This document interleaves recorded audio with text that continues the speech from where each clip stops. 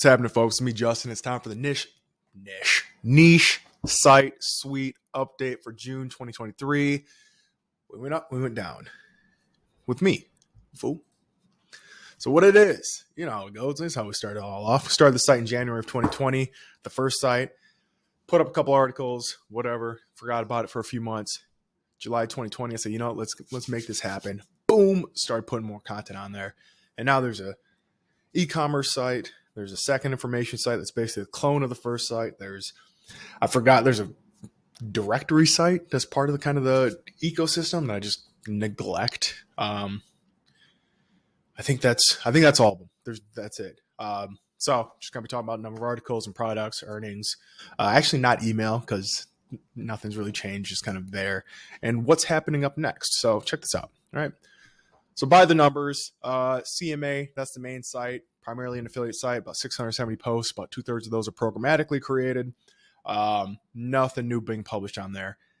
It's just kind of, it's there. It's existing right now. FCC, that's the clone site, also primarily an affiliate site.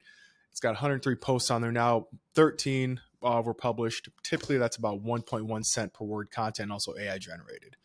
STM, that's the e-commerce site. Put up 16 new posts and only 4 new products. I don't know. I feel like I did a whole lot of stuff like on the back end, as opposed to, front end stuff, content and articles, products and stuff like that. So I don't know. That's just how the month went. Yeah, that's it. So the big chart made about $180 every day in June. What did that come out to be? I got almost $5,400 were made in June, down from the $5,900 in May. But I'm not worried about that because it'll show on the next graph just the fluctuations in the different affiliate programs and their earnings. So no big deal. Not tripping about it, not stressed at all. And then by the first half of this year, made about exactly $151.94 every single day. January 1st to June 30th or whatever the last day of June was. Boom. Wake up every morning. Here's $150 every day. $150. Working, playing, sober, hungover, doesn't matter. Here's $150. So that's really cool. And then here's the breakdown by the different affiliate programs and then my own products and things like that. So again, why I'm not too concerned about why there's a dip is because of this huge fluctuation right here that really just threw, the charts in a tizzy. If these were averaged out, these two areas is one affiliate program right here. If those were averaged out, we'd still just see a up into the right trend. But had a little dipski, no big deal. Of course, the lime green up top is my own products. I think the purple right below that is ebooks that are on like Amazon. Really just they're just there. I'm not promoting. I'm being very neglectful.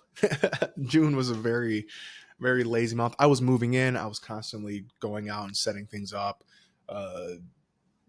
buying furniture, whatever. So was just not at the computer a whole lot.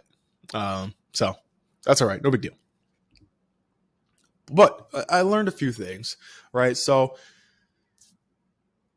this last month I did end up, I had my VA, really, she did most of the work, compile a bunch of data into a spreadsheet, create my own private data set, so I could create like data-driven, factual, AI-generated content. Not just like, hey, AI, here's an H2 or here's a keyword, create something. It's, hey, here's the title, here's the H2, here's what I want you to talk about. Talk about the price, talk about the colors, talk about the features, talk about the benefits. Like, and here are the benefits. Here's the colors available. Here is the price.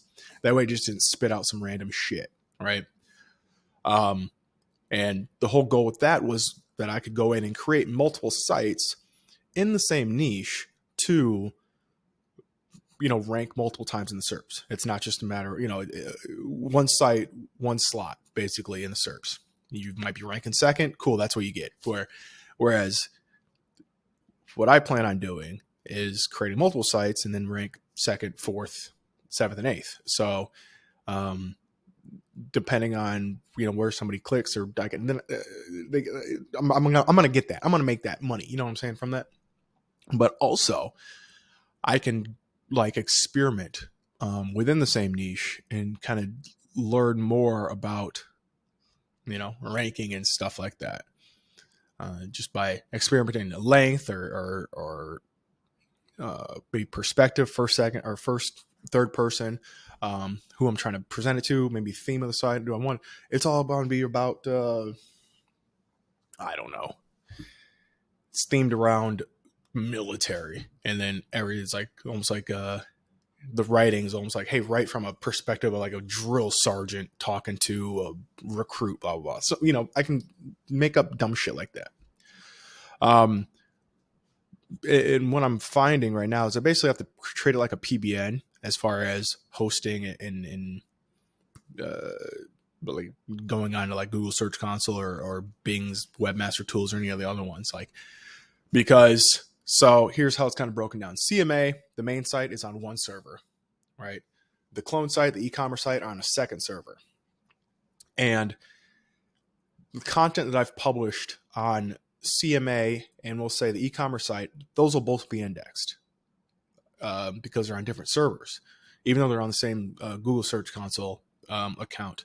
But if I publish same articles or same content to the e-commerce site and the clone site, the second one that's published, whatever, that one won't even be indexed. And that goes like, that's content that I published months ago that literally, it's one of those things where like, there's nothing else to index within this, like with this, like topically, contextually, whatever. There's nothing else can be indexed. You get like, there's legit like spam bullshit that shows up before this, before content that is on the same server. And so like it just does not get indexed, even though it is literally the second resource on the internet for a topic. So that's something the products do, even though the products have the same name. It's like going back to like the bakery captions example that I've been using. It's like the product is 50 Instagram captions for bakeries that they can buy for whatever. That'll get indexed. That'll show up in the SERPs. But the article, how to write the perfect bakery caption, won't get indexed because that article has already been written for the clone site. Hope that makes sense. So yeah, like I said, I basically got to treat it like a PBN. I got to get different servers. I'm probably just not even going to, yeah, maybe a different Search Console account for every additional site that's being created, just to kind of keep that footprint. I'm not too like, got to keep it hidden. Like, oh, gotta get a proxy server to freaking log in, and I can't log in from just my home. I don't give a shit about that. In fact, it's like, I'm not going that. We're not talking about hacking the Pentagon here. We're talking about ranking articles on Google. It's not that serious. But yeah, and I as far as like the servers, somebody recommended one company. I'm not even going to mention the name because I haven't used them yet, but allegedly they'll, you get 10 sites and you'll have 10 different IPs. So, theoretically that should be good enough for the time being. But yeah, and then, basically just recreating the same content multiple times. Well, I mean, I'll talk about that here shortly and what my ideas and thought processes moving forward for that, which, may or may not be good. So here we go. What's next? So it's more of the same. Maybe some changes, but it's more of the same. Eventually, at some point, get that hosting set up with the unique IPs for every URL. Get more content created, generated, what have you. Get that uploaded. I think what I'm going to do is I will be doing the generation of content, whatever. I'll be setting up the spreadsheet so I can just, drag and drop and it just creates everything. Have it all WP all imported in, or the other import plugin, which is MPG or some acronym. I'm slipping my mind right now. Use that for some of the content, like the A versus B type programmatically created affiliate articles. But get those in there, and then just have my VA going in like, hey, use Grammarly, clean this text up, make sure it reads right, like make sure there's not a bunch of broken like lists and bold and like tags just strewn throughout HTML tags. Clean it up, make it pretty, throw the links in there. Internally link. Well, I can set up that like with whatever, but because doing it myself is so fucking boring.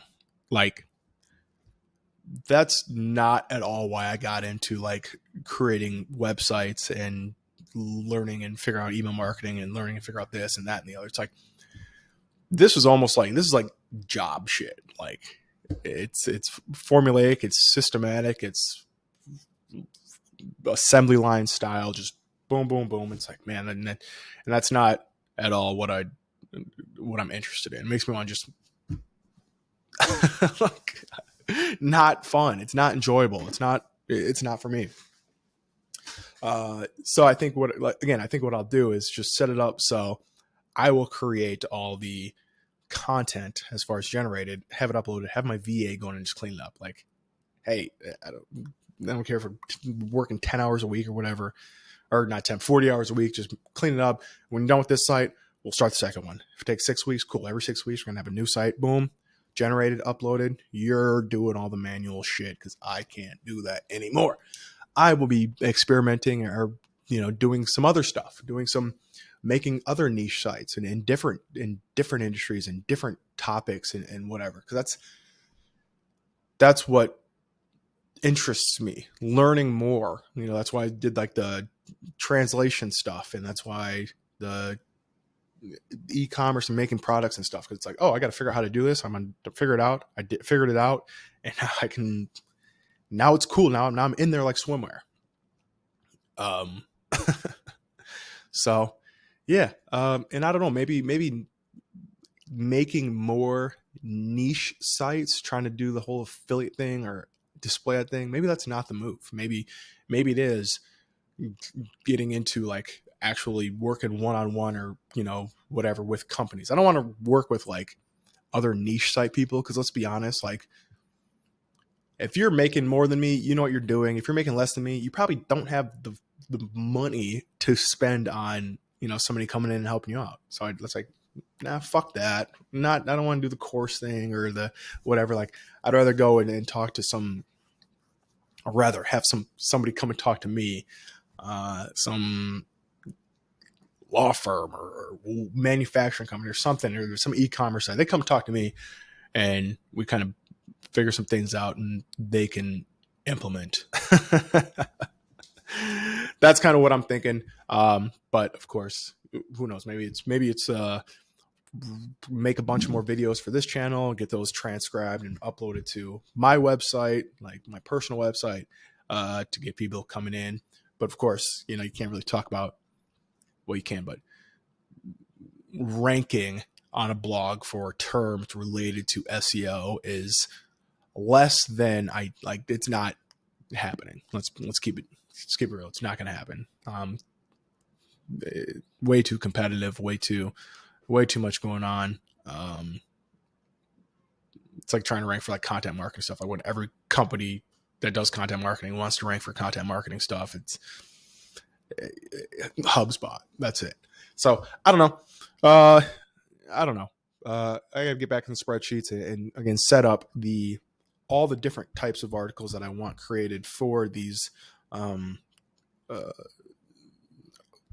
tertiary sites, we could say, the ones I'll create, upload, and whatever, they're there, but I don't really give a shit about them. I don't care if they rank or not. Like, $500 and you have 400 articles that are working. Yeah, that's what we got. Hopefully you enjoyed it.